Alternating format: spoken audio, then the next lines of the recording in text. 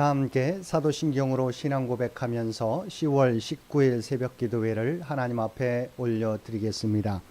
전능하사 천지를 만드신 하나님 아버지를 내가 믿사오며 그 외아들 우리 주 예수 그리스도를 믿사오니 이는 성령으로 잉태하사 동정녀 마리아에게 나시고 본디오 빌라도에게 고난을 받으사 십자가에 못 박혀 죽으시고 장사한 지 사흘 만에 죽은 자 가운데서 다시 살아나시며 하늘에 오르사 전능하신 하나님 우편에 앉아 계시다가 저리로서 산자와 죽은 자를 심판하러 오시리라. 성령을 믿사오며 거룩한 공회와 성도가 서로 교통하는 것과 죄를 사하여 주시는 것과 몸이 다시 사는 것과 영원히 사는 것을 믿사옵나이다. 아멘. 우리 다 함께 찬송 304장 함께 찬송 부르시겠습니다. 찬송 304장입니다.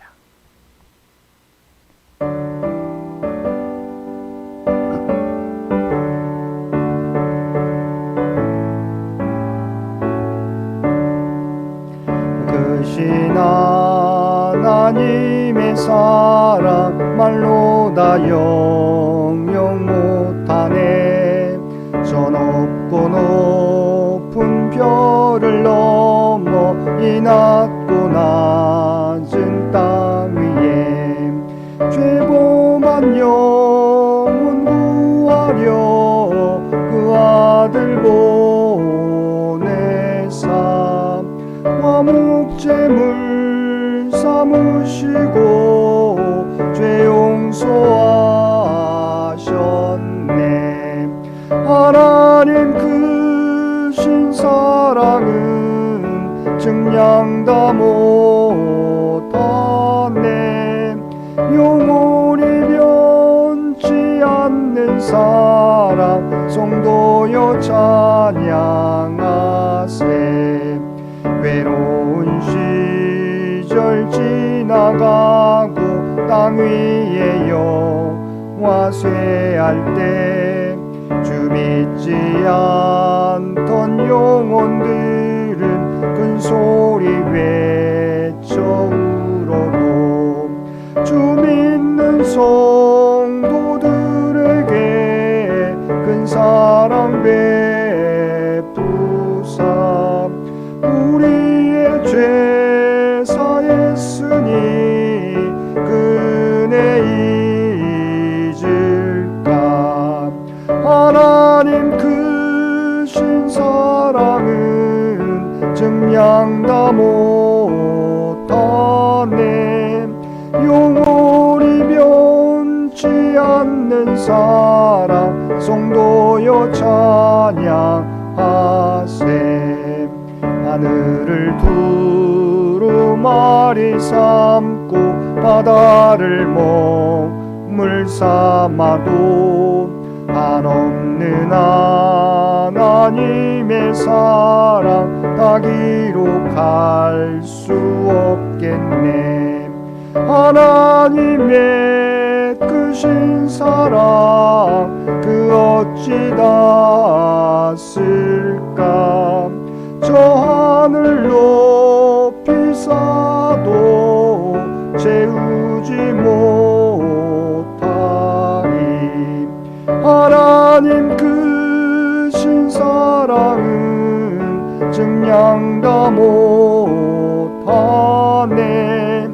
영원히 변치 않는 사랑 성도여 찬양하세. 오늘 우리에게 주신 하나님의 말씀은 에베소서 2장 11절에서 22절까지 말씀입니다.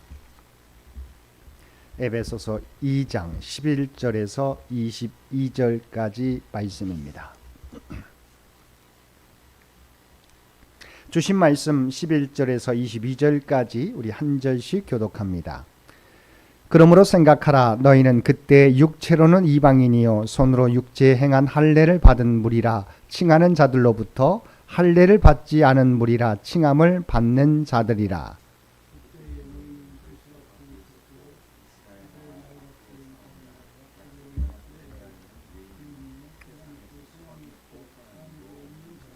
이제는 전에 멀리 있던 너희가 그리스도 예수 안에서 그리스도의 피로 가까워졌느니라.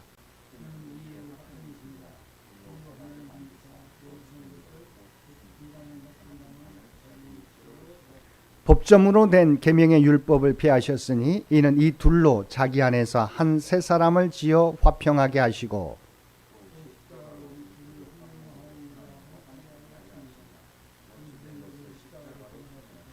또 오셔서 먼 데 있는 너희에게 평안을 전하시고 가까운 데 있는 자들에게 평안을 전하셨으니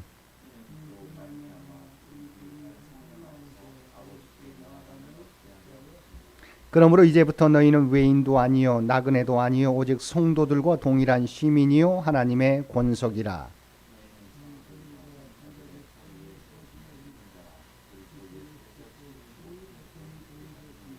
그의 안에서 건물마다 서로 연결하여 주 안에서 성전이 되어가고 너희도 성령 안에서 하나님이 거하실 초소가 되기 위하여 그리스도 예수 안에서 함께 지어져 가느니라. 아멘. 오늘도 새벽을 깨우고 말씀과 기도로 목요일 하루를 시작하는 우리 모든 성도들 가운데 하나님의 놀라운 은혜가 언제나 함께하여 주시기를 주님의 이름으로 간절히 축원드립니다. 오늘 본문은 과거 소망 없는 상태에 있었던 이방인과 유대인들이 그리스도 예수 안에서 수평적 화평을 이루고 또한 구원받게 된 이들이 하나님과 수직적 화평을 이룸으로써 교회 공동체가 되었음을 밝히는 내용입니다.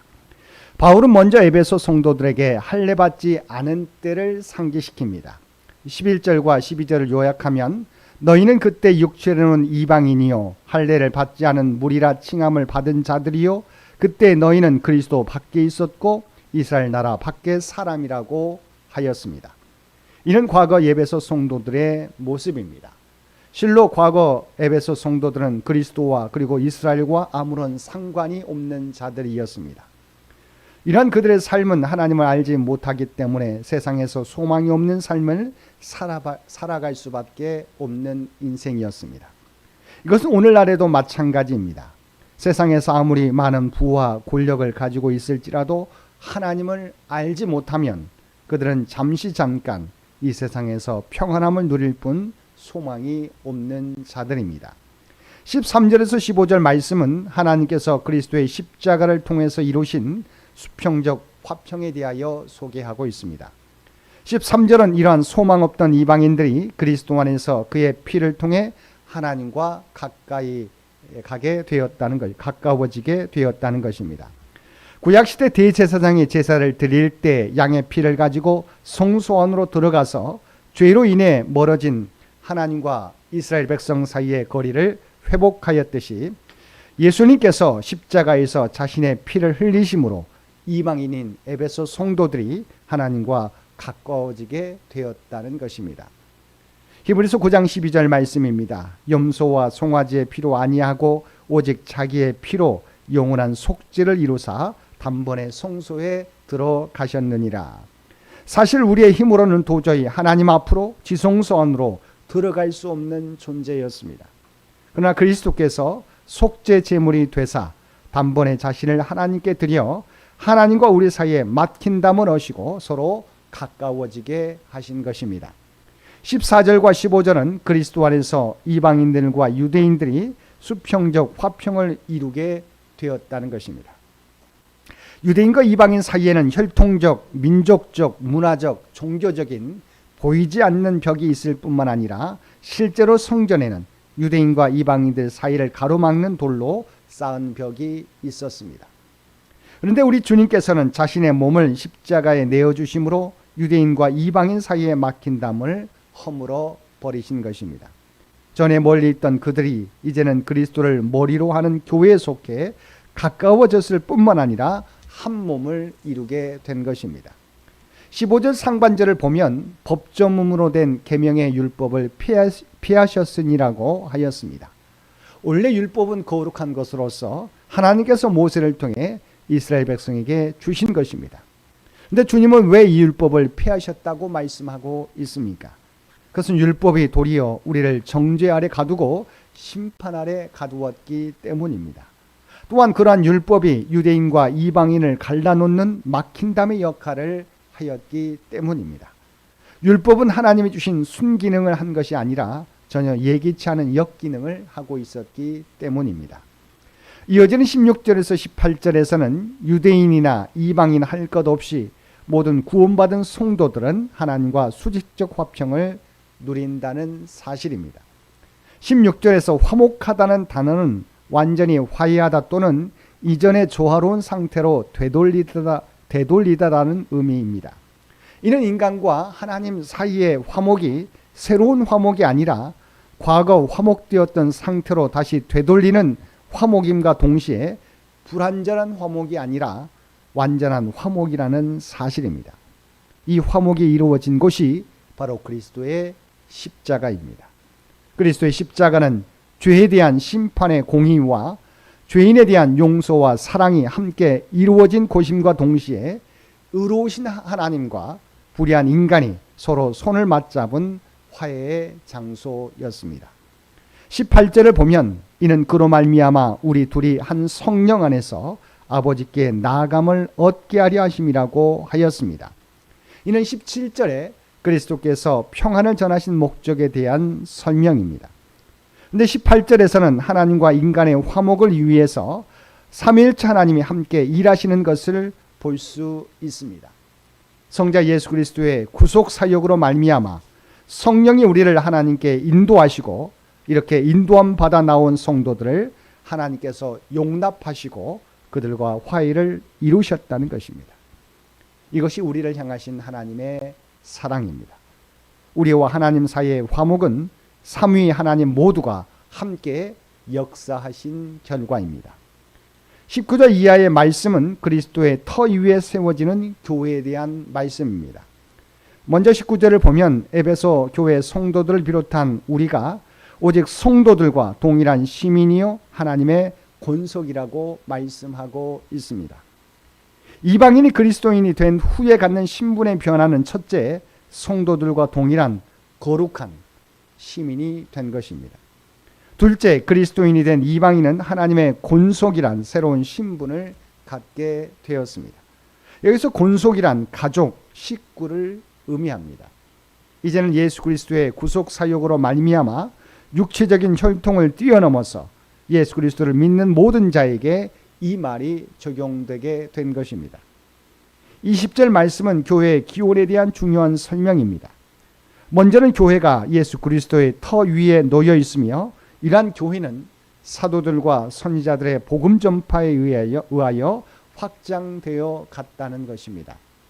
두 번째로는 예수께서 친히 모퉁이 돌이 되셨다고 했는데 고대 근동에서 건물을 세우는 자는 모퉁이 돌에 자신의 이름을 새겨 넣음으로 건물이 자신의 소유임을 표시하였습니다. 그래서 본문은 예수님이 하나님께서 세우신 교회의 기초이실 뿐만 아니라 교회가 그분의 소유라는 의미입니다. 그리고 마지막 21절과 22절에서 교회가 어떻게 성장하는가에 대한 말씀이 나옵니다. 교회는 참여와 연합을 통해서 굳건히 세워집니다. 그리고 21절에서 주 안에서 성전이 되어가고라고 나와 있는데 이 단어는 현재 시제로서 완성을 향하여 계속해서 건축 중에 있다는 의미입니다.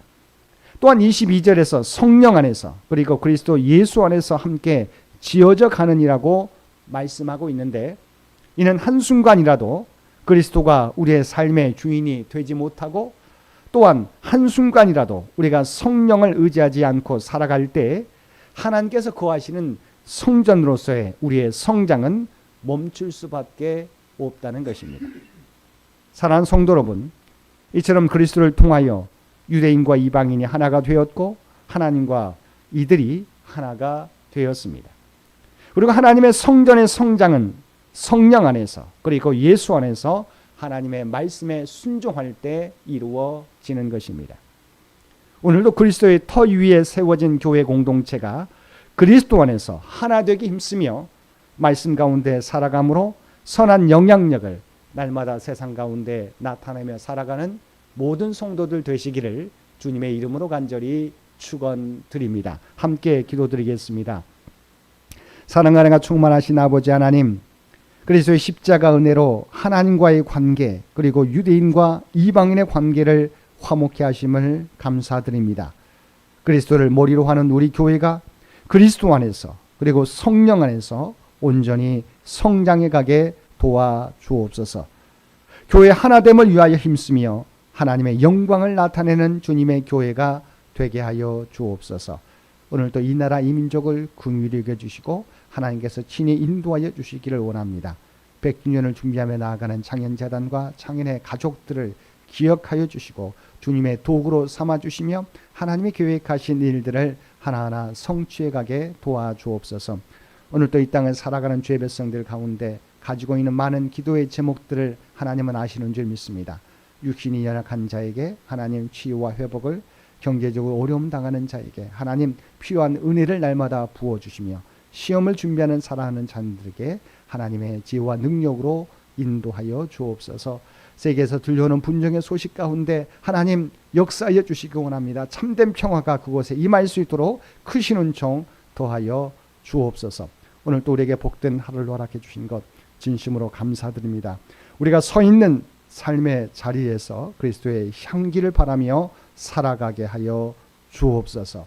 이제는 우리 주 예수 그리스도의 은혜와 아버지 하나님의 극진하신 사랑하심과 성령님의 교통하시는 역사가 주신 말씀을 따라 오직 그리스도의 터 위에 주님의 교회를 세워가겠노라고 결단하며 세상 가운데 나아가는 사랑하는 주의 백성들과 그의 가정과 산업의 터전 위에 이제로부터 영원토록 함께 주시기를 우리 주 예수님의 이름으로 간절히 축원하옵나이다.